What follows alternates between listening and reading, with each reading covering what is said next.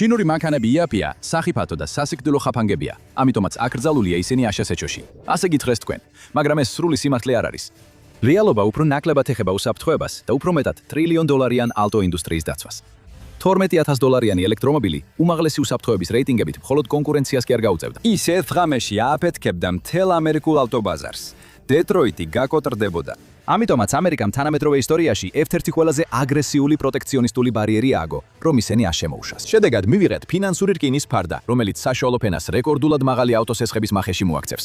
თვეში საშუალოდ $767 მომდევნო 6 წლის განმავლობაში.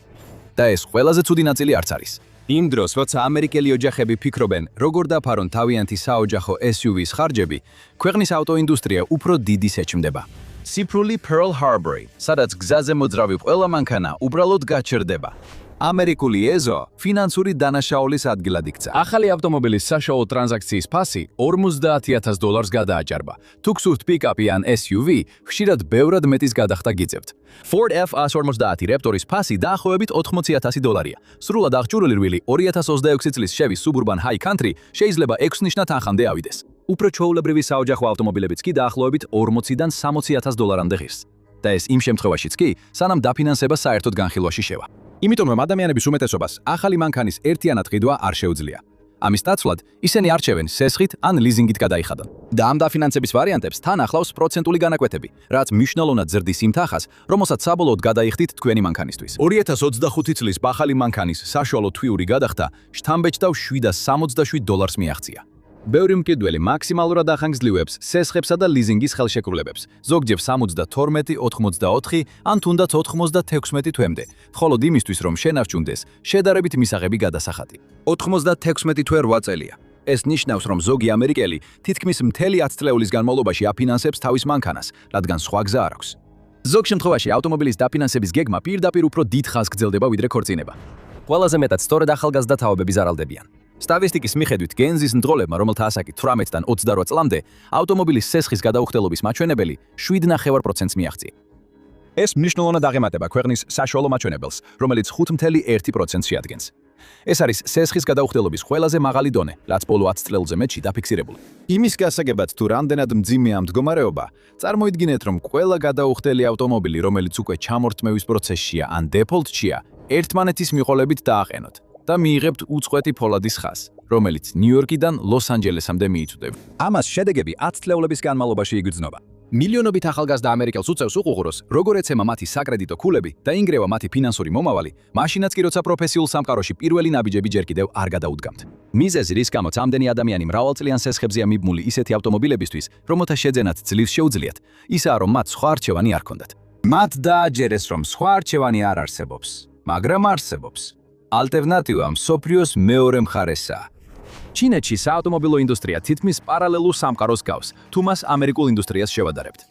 მათი ავტომობილები, უფრო ზუსტად კი ელექტრომობილები, წარმოუდგენლად დაბალ ფასად იყიდება. 2023 წელს ჩინეთის ერთ-ერთმა წამყვანმა საავტომობილო ბრენდმა BYD-მ გამოუშვა Seagull ელექტრო-ჰეჯბეგი, რომელიც ჩინეთში $10,000-ზე ნაკლებად იყიდება, ხოლო საერთაშორისო ბაზრებზე, მაგალითად მექსიკასა და ევროპაში, დაახლოებით $20,000 ღირს. ეს არ არის საიმე გამარტივებული, მინიმალური კომპლექტაციის ავტომობილი.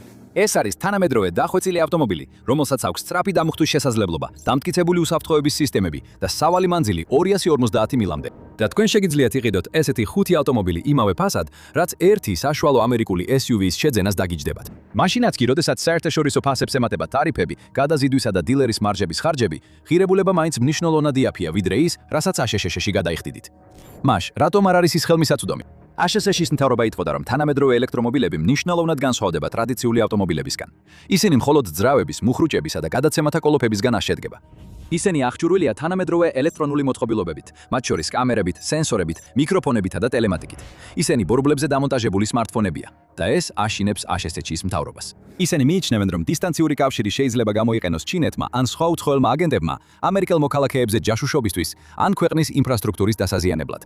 მთავრობა წარმოიდგენს საშიშ მომავალ სცენარს, სადაც პეკინს ექნება ძალა დააჭიროს რაღაც ტიპის გამორთვის ღილაკს და მხისიერად მწორიდან გამოიყვანოს მილიონობით ავტომობილი ამერიკის გზებზე. ამიტომ ამერიკელი მომხმარებლები აღმოჩნდნენ მძიმე ცხოვრების შემცვლელ ვალებში ჩაფლულები. იძულებულნი არიან შეიძინონ ავტომობილები, რომლებიც წლების განმავლობაში ცლიან მათ საბანკო ანგარიშებს. ამასობაში გაცილებით უფრო ხელმისაწვდომ ალტერნატივას ვაშინგტონი განიხილავს, როგორც ომის საშიში იარაღს. როგორ მოხდა ეს? და როგორ მოხდა, რომ ყოველდღიური გადაადგილებისთვის შექმნილი სამომხმარებლო პროდუქტი ეროვნულ უსაფრთხოებაზე მუქარად იქცა. 2024 წელს შეერთებულმა შტატებმა ჩინურ ელექტრომობილებზე შოკის მომგვრელი 100%-იანი ტარიფი დააწესა. 100%. ეს იყო სრული ეკონომიკური ბლოკადა, ამ მანქანების ღირებულების დრამატული გაორმაგება ამერიკელი მყიდველებისთვის.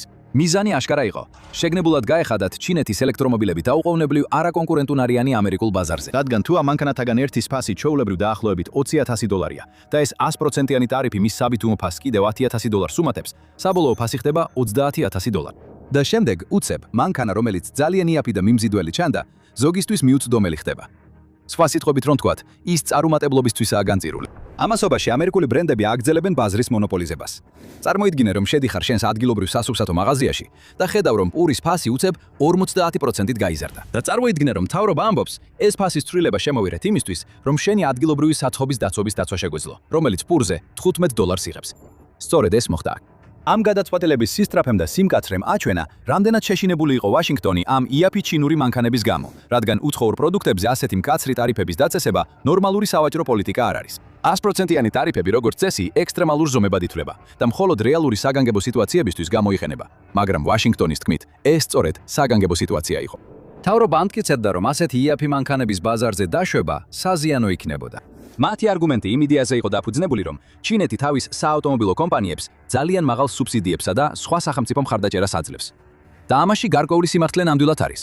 პეკინი მართლაც საკმაოდ აგრესიულად აფინანსებდა თავის ელექტრომობილების ინდუსტრიას. წლები და უზარმაზარი თანხები დახარჯა იმ ინფრასტრუქტურის შექმნაზე, რომელიც საჭირო იყო ელექტრომობილების რევოლუციისთვის. ეს მოიცავდა ბატარეების საწარმოებსა და ინდუსტრიულ მასშტაბზე გათვლილ დანტენ სისტემებს. მაგრამ აქ არის ის ნაწილი, რომელსაც ვაშინგტონი ყურადღებას არ აქცევდა. აშშ-ც ძლიერად აფინანსებს თავის ავტომობილების ინდუსტრიას. ის პირდაპირ მილიარდობით დოლარის სუბსიდიებს გასცემს ინფლაციის შემცირების აქტის, ანუ IRS მეშვეობით. ასევე არსებობს უზარმაზარი საწარმოო გრანტები ინდუსტრიის გიგანტებისთვის, როგორიცაა Ford და GM. ასევე არსებობს $7,500-მდე საგადასახადო შეღავათები იმ მომხმარებლებისთვის, ვინც ადგილობრივად წარმოებულ მანქანებს ყიდულობს. დიდმა ავტომწარმოებელმა კომპანიებმა მიიღეს უზარმაზარი და დაბალპროცენტიანი სესხები, რათა დაეფინანსებინათ ინვესტიციები ელექტრომობილების ტექნოლოგიებში. ეს ფაქტობრივად ელექტრომობილებზე გადასვლის რისკს ამ კომპანიებიდან ამერიკელ გადასახადის გადამფრთელებზე გადაიტანდა. ამიტომ მაშინ როცა მთავრობა ჩინეთს აკრიტიკებდა სუბსიდიების გამო, თავადაც ზუსტად იმავეს აკეთებდა. საქმე არასდროს იყო იმაში, რომ სუბსიდიები ცუდია. საუბარი ყოველთვის იმაზე იყო, რომ ჩინეთის სუბსიდიები შეიძლება საფრთხეს უქმნიდეს ჩვენ სუბსიდიებს. ასე მივდივართ შემაშფოთებელ სიმართლემდე. თავისუფალი ბაზრის კაპიტალიზმის დასასრული ამერიკის ავტოინდუსტრიაში. ეს აღარ არის ბრენდებს შორის ბრძოლა იმის გასარკვევად, ვის აქვს უფრო ეფექტური საინჟინრო გადაწყვეტები, ან ვინ მოახერხებს წარმოების ოპტიმიზაციას, რომ საუკეთესო მანქანები საუკეთესო ფასად გამოუშვას. ეს ბევრად უფრო უსიამოვნოა. ბაზარი, რომელსაც ამერიკის მთავრობა მანიპულირებს. ვაშინგტონი თავად ირჩევს, ვინ იქნება გამარჯვებული მის ავტოინდუსტრიაში. ის მათ გარშემო ფინანსურ ციხესიმაგრეებს აშენებს, რათა სხვები გარეთ დატოვოს. ის ყალბგანცხადებებს აკეთებს სამართლიან კონკურენციას და უსაფრთხოებაზე, მაგრამ საბოლოოდ ტარიფის არსებობის ერთადერთი მიზეზი ისაა, რომ ამერიკელმა მომხმარებლებმა მხოლოდ ვაშინგტონის მიერ სუბსიდირებული ელექტრომობილები შეიძინონ. მაგრამ თუ საქმე სამართლიან კონკურენციას არ ეხება, ვინ მოითხოვა ეს 100%-იანი კედელი? ამერიკულ ავტოინდუსტრიაზე რომ მიფიქროთ, მაშინვე სამი დიდი სახელი გაგახსენდებათ.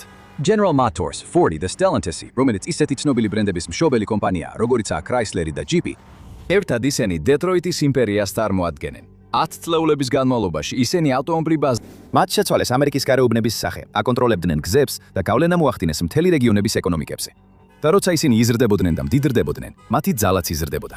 მალე ისინი მხოლოდ ქალაქებსა და დასახლებებს კი არა, არამედ მთელ შტატებსაც ახდენდნენ გავლენას. ეს თავის მხრივ ზრდიდა მათ პოლიტიკურ გავლენას ვაშინგტონში. დროთა განმავლობაში ამ კომპანიებმა გამოიყენეს თავიანთი გავლენა და სიმდიდრე, რათა ამერიკის ავტობაზრის წესები ისე შეეცვალათ, რომ კიდევ უფრო მეტი ფული ეშოვათ. ეს ნიშნავდა ნელ-ნელა ხელმისაწვდომი სამგზავრო მანქანებიდან უფრო დიდ, მძიმე და მდიდრულ ავტომობილებზე გადასვლას. ეს ნელა მოხდა, მაგრამ წლების განმავლობაში გარკვეული ტიპის მანქანები ქვეყნის გზებიდან გაქრა. პატარა სედანები და კომპაქტური ჰეჩბეკები გაქრა, ისევე როგორც სხვა საბაზისო კლასის ავტომობილები, რომლებიც მსოფლიოს სხვა ქვეყნებში ჩვეულებრივია. დიდმა სამეულმა უფრო დიდ მანქანებზე გადაინაცვლა, რომლებიც უფრო მეტ მოგებას იძლეოდა. მათი ფინანსური შედეგების თვალსაზრისით ეს ცვლილება საკმაოდ ლოგიკური იყო. ესეთი კომპანიები როგორიცაა Ford-ი, გაცილებით მეტ ფულს გამოიმუშავებენ სრული ზომის პიკაპების და პრემიუმ SUV-ების გაყიდვით, ვიდრე ოდესმე გამოიმუშავებდნენ უბრალო საოჯახო ჰეჯბეკების გაყიდვით. ამ მაღალი მოგების მქონე მანქანებზე ყურადღების გამახვილებით და მცირე ალტერნატივების ეტაპობრივად ამოღებით, მათ მყიდველებს სულ უფრო ნაკლები არჩევანი დაუტოვეს. საბოლოოდ იმ ეტაპს მიაღწიეს, რომელზეც ყოველთვის ოცნებობდნენ. ყველას უწევდა $50,000 მანქანის ყიდვა, თუ სურდა წერტილ E-დან წერტილ B-მდე მისვლა. მაგრამ ეს მთელი მოდელი და დიდი სამეულის გადარჩენაც კი დამოკიდებული იყო იმაზე, რომ უფრო იაფი კონკურენტები არ შესულიყვნენ ბაზარზე. ამერიკელი საზოგადოებისთვის სხვა ხელმისაწვდომი ვარიანტი არ უნდა ყოფილიყო. შემდეგ გამოჩნდნენ ჩინელი ელექტრომობილების მწარმოებლები, რომლებიც სიგალის მსგავს მანქანებს თავაზობდნენ სულ რაღაც $12,000. ამერიკის ავტომობილების ინდუსტრია ამას ვერ გაუწევს კონკურენციას. დიდი სამეული ამას არ დაუშვებდა. ამიტომაც დაიწყეს ვაშინგტონში წლების განმავლობაში დაგროვილი ძალაუფლების გამოყენება. ისინი იყენებდნენ არსენალში არსებულ ყველა იარაღს და ყველა ხრიკს, რათა არსებული მდგომარეობა შეენარჩუნებინათ. საბოლოოდ ყველაფერი იმაში გამოიხატა, რომ უზარმაზარი თანხები ჩაიდო ლობისტურ საქმიანობაში, რომელიც მიმართული იყო სენატის ქვეკომიტეტებისა და აღმასრულებელი ხელისუფლების პოლიტიკის პოლიტიკის შემუშავებლებისკენ. მათი მიზანი ნათელი იყო: ჩინეთი გარეთ დაეტოვებინათ. ამისთვის მათ ჩინური ელექტრომობილები მხოლოდ ეკონომიკურ გამოწვევად კი არა, არამედ ინდუსტრიულ შეჭრად წარმოაჩინეს, რისგანაც ამერიკას თავის დაცვა სჭირდებოდა. მათ გააფრთხილეს ავტოინდუსტრიის მზის პანელების მსგავსი კოლაფსის შესახებ და კანონმდებლებს შეახსენეს თუ როგორ შევიდა ამერიკის ბაზარზე იაფი ჩინური მზის პანელების სისტემები. ადგილობრივი ბრენდები კონკურენციიდან ამოაგდეს და ქვეყნის შიდა მზის ენერგეტიკის სექტორი ფაქტობრივად განადგურდა. მათ თქვეს, რომ ზუსტად იგივე სიტუაცია მოხდება ავტოინდუსტრიაში, მაგრამ კიდევ უფრო მასშტაბურად. ასამბლეის ხაზები, რომლებიც 10 წაწლეულებია დეტროიტში და სხვაგან მუშაობს, გაჩერდება და მილიონობით სამუშაო ადგილი დაიკარგება. მაგრამ დეტროიტს ვერ შეეძლო პირდაპირ ეთქვა: ჩვენ არ გვინდა ეს იაფი ჩინური მანქანები აქ შემოვიდეს, რადგან მათთან კონკურენცია არ შეგვიძლია. მათ უფრო კონკრეტული და დამაჯერებელი არგუმენტი სჭირდებოდათ, რაღაც ისეთი, რაც საზოგადოებაში ნამდვილად გამოიწვევდა გამოხმაურებას. და მათ ეს იპოვეს. კითხეთ საშუალო ამერიკელს, რას ფიქრობს ჩინურ მანქანებზე და ბევრი უდაოდ უსაფრთხოების თემას დამოჭრის. შეიძლება ისაუბრონ იმაზე, თუ როგორ ზოგავენ ჩინური კომპანიები ხარისხისა და უსაფრთხოების ხარჯზე.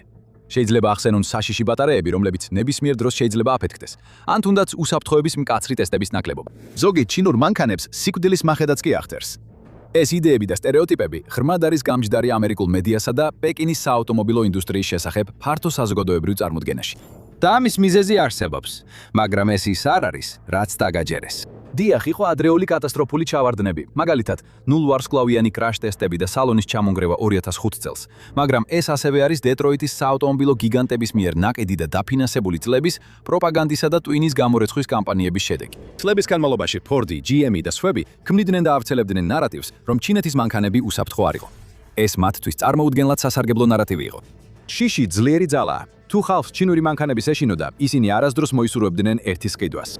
უფრო მეტიც, ისინი სიხარულით დათანხმდებოდნენ ბევრად უფრო მაღალ ფასს გადაეხადათ იმ მანქანებში, რომლებსაც უკანა წერია, დამზადებულია ასე შეჩოში.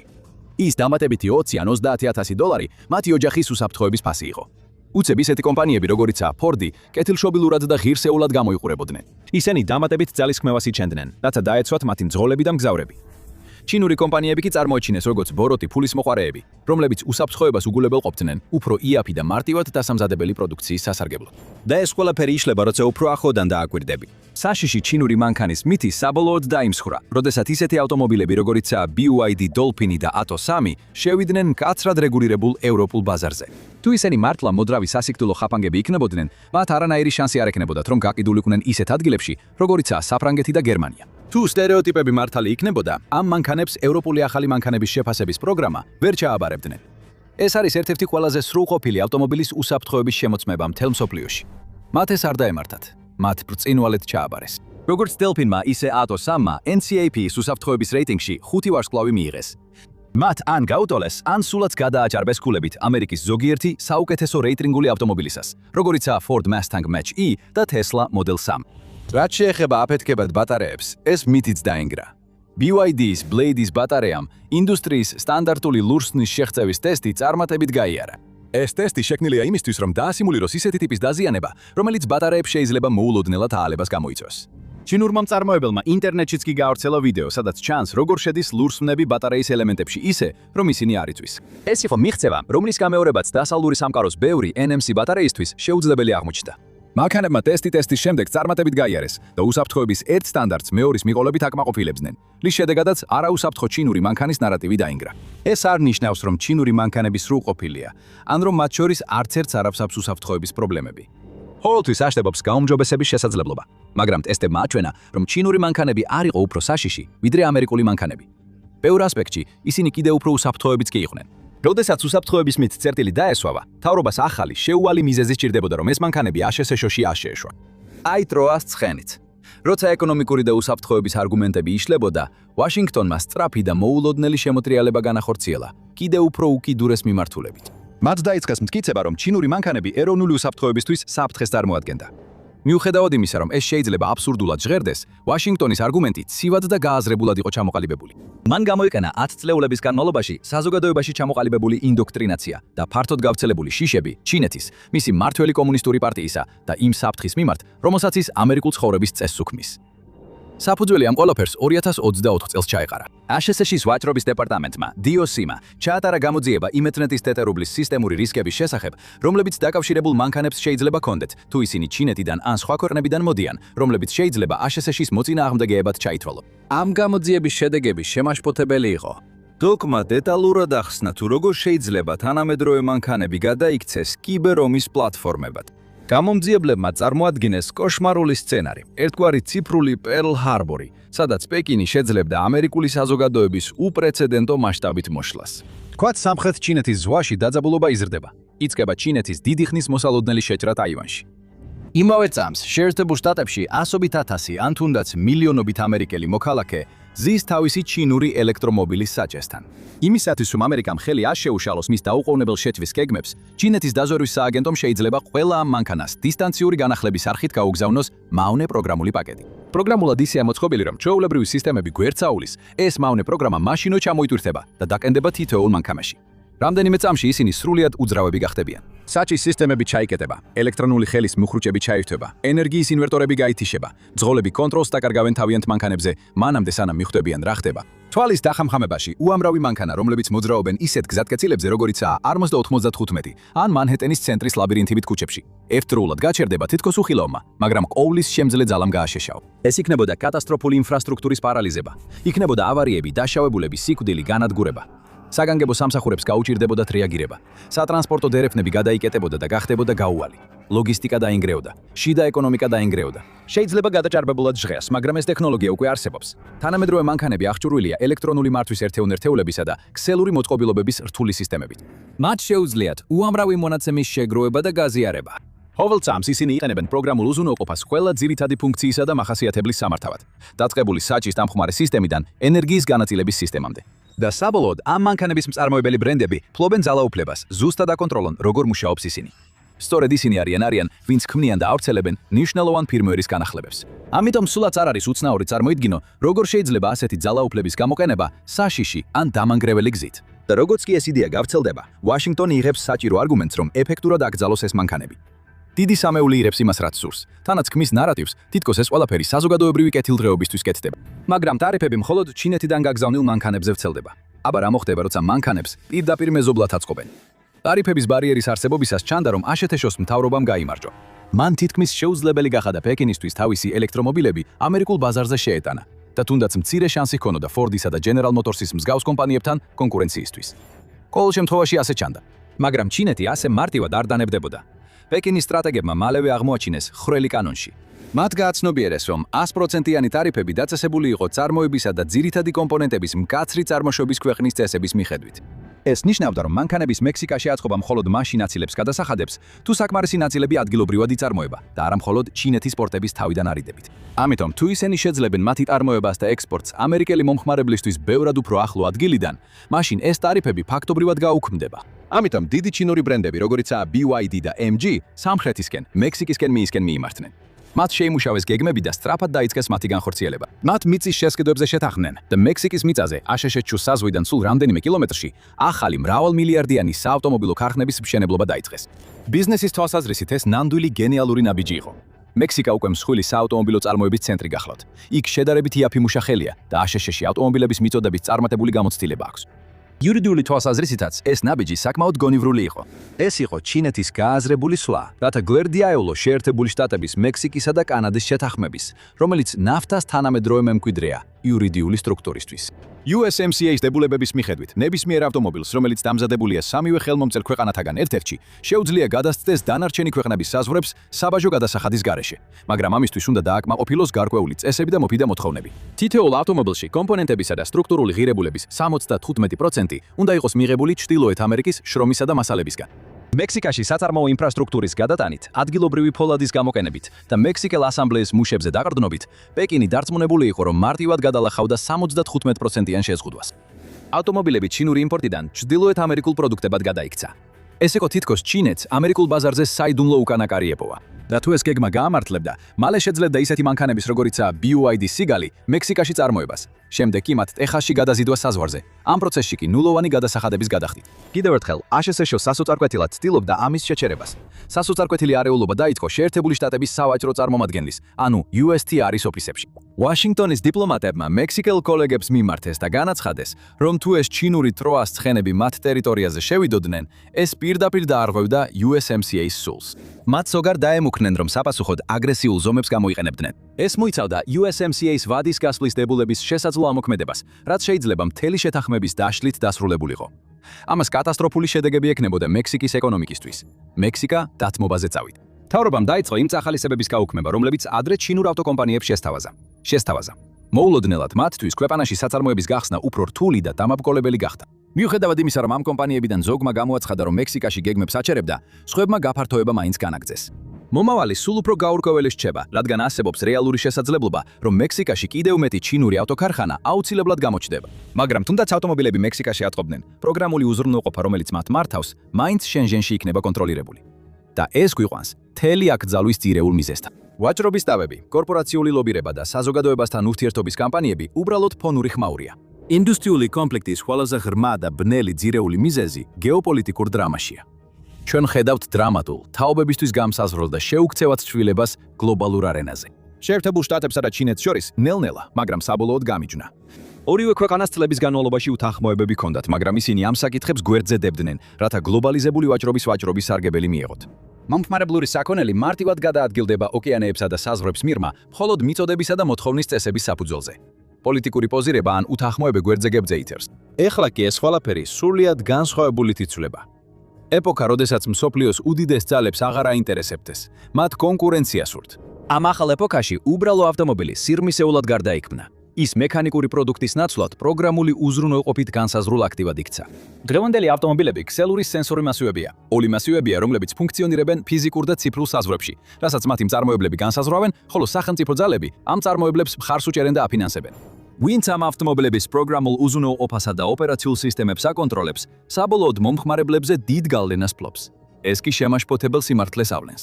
დღევანდელ ავტომობილების კომპანიებს, იქნება ეს ამერიკული, ჩინური თუ ევროპული, ყველას აქვს შესაძლებლობა დისტანციურად მსოფლიოს ნებისმიერი წერტილიდან ავტომობილები გამოუყენებლად აქციონ. და ამ ქმედების შედეგები უზარმაზარია. ვთქვათ, მომხმარებელმა ავტომობილის ლიზინგის გადახდა ვერ შეძლო, ან მანქანა მოპარულად გამოცხადდა. კომპანია, რომელიც ამ მანქანას აკონტროლებს, უბრალოდ შეუძლია ასეულობით ან ათასობით მილის მოშორებით გასცეს ბრძანება და მანქანა კანამყისიერად გააჩეროს. თაგუნას ერთი დაჭერით, ან ეკრანზე თითის დაჭერით. ამ კომპანიებს შეუძლიათ $50,000 მანქანები გადააქციონ უძრავ პლასტმასისა და ლითონის გროვებად. ინფრასტრუქტურა უკვე არსებობს. ის ინტეგრირებულია ყველა ახალ ელექტრომობილში, რომელიც კონვეიერიდან ჩამოდის. ეს არის ნამდვილი საფრთხე, რომელსაც ამერიკა აწყდება. ჩინეთის კანონმდებლობის მიხედვით, ყველა შიდა კორპორატიული სუბიექტი და მოქალაქე იურიდიულად ვალდებულია მხარი დაუჭიროს, დახმარება გაუწიოს და ითანამშრომლოს ეროვნული დაზვერვის საქმიანობაში. თუ ავტომწარმოებელ კომპანიას, როგორიცაა BYD ან Geely, დაუკავშირდება ჩინეთის კომუნისტური პარტია და სთხოვს თდომას მისი რეალურ დროში მდებარეობის მონაცემების ქსელებზე, კამერების ჩანაწერებზე, სალონის ანის აუდიო-ვიდეო მასალებზე, ან თუნდაც დისტანციური მართვის სისტემებზე, კომპანიას უარის თქმა არ შეუძლია, მას უნდა დაემორჩილოს. ეს პოტენციურად ჩინეთის მთავრობას აძლევს კონტროლს მილიონობით ავტომობილზე, სოფლიოს ათეულობით ქვეყანაში. ეს არის ციფრული პერლ ჰარბორის სცენარი, მაგრამ კიდევ უფრო უარესი. ჩინეთს არა მხოლოდ შეუძლია ამ ავტომობილების გათიშვა მაშინ, როცა და როგორც მოუნდება, მას ასევე შეუძლია ისინი გადააქციოს სადაზვერვო ინფორმაციის შეგროვების საშუალებად. ამ ავტომობილებს შეუძლიათ შეაგროვონ ყველაფერი, ბიომეტრიული მონაცემებიდან აკუსტიკურ მონაცემებამდე, მათი მომხმარებლებისგან. ადვილია წარმოდგენა, როგორ შეიძლება ასეთი უზარმაზარი ძალა ბოროტად იქნას გამოყენებული. ეს უპრეცედენტო საფრთხეა, რომელსაც ვერც ერთი სუვერენული ზესახელმწიფო ვერ დაუშვებს. ასე რომ, ვაშინგტონის აკრძალვა ჩინეთის ავტომობილებზე საბოლოოდ პარანოის შედეგი არ არის და არც მხოლოდ იმაზეა, რომ ბაზარი დიდ ადგილობრივ ბრენდებს დარჩეთ. ეს თავის არში ეროვნული უსაფრთხოების გადაწყვეტილებაა. საქმე ეხება იმას, რომ აშშ-ო კარს კეტავს პოტენციური ეგზისტენციალური სასაფრთხის წინააღმდეგ და ჯერჯერობით ეს წარმატებით გამოსდით, მაგრამ რა ფასად? რადგან ამ ავტომობილების დაბლოკვით შესაძლოა ამავე დროს ჩვენი მომავალი დავაზიანეთ. კლიმატის კრიზისი, წმინდანულოვანი ემისიები, განახლებადი ენერგია. უკვე წლებია და სულ უფრო ხშირად ამერიკელ საზოგადოებას ეს ტერმინები პოლიტიკოსებისა პოლიტიკის შემმუშავებლებისგან დაუსრულებლად ესმის. მათ მუდმივად უტარებენ ლექციებს გლობალური დათბობის საფრთხეებზე და იმაზე, თუ რამდენად მნიშვნელოვანია გადახვედრა წიაღისეული საწვავებიდან. თუმცა ძალაუფლების უმაღლეს ეშელონებში თავად ამერიკული პოლიტიკური მანქანა აშკარად ფარისევრულად და წინააღმდეგობრივად მოქმედებს. ის ერთი რამეს ამბობს, მაგრამ სულიად საპირისპიროს აკეთებს. პოლიტიკის შემმუშავებლები აცხადებენ, რომ ისინი ერთგულნი არიან ამ ამბით. ისინი აცხადებენ გეგმებს ელექტრომობილების მასშტაბური დანერგვის შესახებ, რათა დაეხმარონ ტრანსპორტის სექტორის დეკარბონიზაციას და შეამცირონ ემისიები. თუმცა მათი გადაწყვეტილებები სხვა სურათს აჩვენებს. როდესაც იმავე ადამიანებს არჩევანის გაკეთება მოუწიათ გარემოს დაცვითი მიზნების მიღწევასა და ჩინეთის წინააღმდეგ ბუნდოვანი პროტექციონისტული პოზიციის შენარჩუნებას შორის, მათ დაუფიქრებლად მეორე გზა აირჩიეს. მათ ტარიფების კედელი აღმართეს. და ამით მათ მხოლოდ ჩინური მანქანები არ აკრძალეს. მათ სისტემურად აკრძალეს სუფთა ენერგიაზე მომუშავე ტრანსპორტის ყველაზე ეფექტური წყარო მსოფლიოში. ეს ასე მნიშვნელოვანი არ იქნებოდა, თუ აშშ-ში უკვე ჩინეთის ელექტრომობილების ინფრასტრუქტურის დონისკენ მიიწევდა. მაგრამ ასე არ არის. ის ძალიან ჩამორჩება. კვლევითი მოდელები მიუთითებს, რომ ვაშინგტონის პოლიტიკა, ხელმისაწვდომი იმპორტის შეზღუდვები და ნედლეულის დეფიციტი ამცირებს ელექტრომობილების გავრცელების ტემპს შეერთებულ შტატებში. შედეგად, პროგნოზირებული ვადა, როცა ახალი მსუბუქი ავტომობილების გაყიდვებში ელექტრომობილების წილი 50% მიაღწევს, 2034 წლიდან 2039 წლამდე გადაიწია. იმ ტემპით, რა ტემპითაც კლიმატის კრიზისი ვითარდება, 5 წელი მცირე პერიოდი არ არის. ეს უზარმაზარია და მას ექნება სერიოზული შედეგები გარემოსთვის. ამ პერიოდში მილიონობით შიდა წვის ძრავის მქონე ავტომობილი დამზადდება, გაიყიდება და ამერიკის გზებზე ივლიან. ისინი დაწვავენ მილიარდობით გალონ ნავთობპროდუქტს და ატმოსფეროში გამოუშვებენ ტონა ნახშირორ ჟანგსა და სხვა დამაბინძურებლებს. ეს თვალსაჩინო ფარისევლობაა. სახელმწიფო ამბობს, რომ პლანეტის გადარჩენა სურს, მაგრამ მოქალაქეებისთვის შეუძლებელი გახადა იმ ხელმისაწვდომი ავტომობილების შეძენა, რომლებიც ამისთვის საჭიროა, მხოლოდ იმიტომ, რომ ისინი ჩინეთიდან მოდიან. ფაქტია, რომ თუ ჩინურ მანქანებს ბაზარზე შემოუშვებდნენ, ხალხი მათ იყიდიდა. ეს პლანეტის კეთილდღეობისთვის უკეთესი იქნებოდა. ამის ნაცვლად ხალხს უწევს არჩევანის გაკეთება ჩვეულებრივ SUV-ებსა და კიდევ უფრო ძვირადღირებულ ამერიკულ ელექტრომობილებს შორის. მათ არ აქვთ ფინანსური შესაძლებლობა, რომ ასეთი ძვირადღირებული მოდელები შეიძინონ. ამიტომ ნავთობზე მომუშავე მანქანების უარყოფითი ეფექტები კვლავ გრძელდება. როდესაც აშშ-ის მთავრობამ აკრძალა $12,000 ელექტრომობილი, მან მწვანე ტრანზიცია მასობრივი ბაზრის მოძრაობიდან ფუფუნების ცხოვრების წესის სიმბოლოდ აქცია. ის მხოლოდ ზედა საშუალო კლასისთვის არის განკუთვნილი. საშუალო ამერიკელ მომხმარებელს ეუბნებიან, რომ თავისი წვლილი შეიტანოს, მაშინ როცა მაღალი ფასების გამო ეს შესაძლებლობა მისთვის ფაქტობრივად მიუწვდომელია. ისინი იძულებულნი არიან გვერდიდან უყურონ და ნახონ, როგორ იწვის მსოფლიო. ისინი გახდნენ საბოლოო მსხვერპლი ომში, რომელიც არასდროს სურდათ. ამერიკის შეერთებულმა შტატებმა მიიღო საბოლოო გადაწყვეტილება, რომელიც წლების განმავლობაში ექნება გავლენას. ვაშინგტონს ჰქონდა შესაძლებლობა დაეწყო ხელმისაწვდომი მწვანე რევოლუცია, რომელიც გააერთიანებდა გლობალურ ეკონომიკას. ამის ნაცვლად გადაწყვიტეს კარების დახურვა, ბოკლომის დადება და მაღალი ღირებულებისა და მაღალი ვალის მქონე ციხესიმაგრე ეკონომიკის განვითარება. ხელმისაწვდომი ამერიკული ავტომობილის ეპოქა ნამდვილად დასრულდა. ის ნაწილებად გაასკვისეს. მის ადგილას ახლა ახალი სისტემა დგას, სადაც მინიმალური ფასი $25,000 და ეს სისტემა ისეა მოწყობილი, რომ საშუალო ამერიკელი მუდმივად მაღალი პროცენტის სესხებში იხჯობა. ისევ და ის გლობალურ სამრეწველო სივრცეზე ახალი რკინის ფარდა დაეშვა.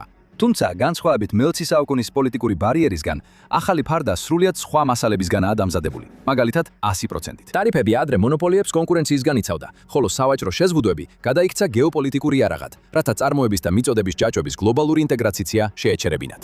და პროგრამული უზრუნველყოფის გამორჩის მექანიზმები, რომლებიც ჩაშენებულია ყოველდღიურ პროდუქტებში და მთავრობებს, საშუალებას აძლევს ისინი პოლიტიკური ძალაუფლების ინსტრუმენტებად გამოიყენონ. ამ ყველაფრის უკან გახართ თქვენ, ამერიკელი მომხმარებელი. საშუალო და მუშათა კლასები იზოლირებულნი არიან, ჩაკეტილნი ეკონომიკურ სისტემებში, რომლებიც მათ ხელფასებს აცლიან. მათ ბლოკავენ უფრო ინოვაციური და ეკოლოგიურად მეგობრული ალტერნატივების მიღწევაში. მათ არ აძლევენ საშუალებას პირადი ნახშირბადის კვალი შეამცირონ. ისინი მუდმივად კონტროლდებიან ტექნოლოგიებით, რომლებიც უფრო მეტად ეროვნული უსაფრთხოების დღის წესრიგს ემსახურება, ვიდრე მათ ცხოვრებას ამარტივებს. ეს არის გლობალური ეკონომიკის ნამდვილი რეალობა დღეს. იაფი ჩინური მანქანები ამერიკაში არ დაუბლოკავთ თქვენი დასაცავად. ისინი დაბლოკეს იმისთვის, რომ კორპორატიული გადარჩენისა და გეოპოლიტიკური დომინირების სისტემა შეენარჩუნებინათ და თქვენ დაგტოვეს, რომ ხარჯი თქვენვე აგեղოთ. ჩინური მანქანები ერთადერთი საფრთხე არ არის, რომელსაც დეტროიტის დიდ სამეუს უწევს პირისპირ შეხვედრა. Ford ებჯვის მომხმარებელთა მოთხოვნების ცვლილებას, მზარდ კონკურენციას და ავტომობილების სწრაფად ცვალებად გარემოს. გაიგეთ რა არის რეალური მიზეზი Ford-ის ჩავარდნისა და რა მართლა ამოძრავებს ამ პროცესს. ან უყურეთ ამ ვიდეოს.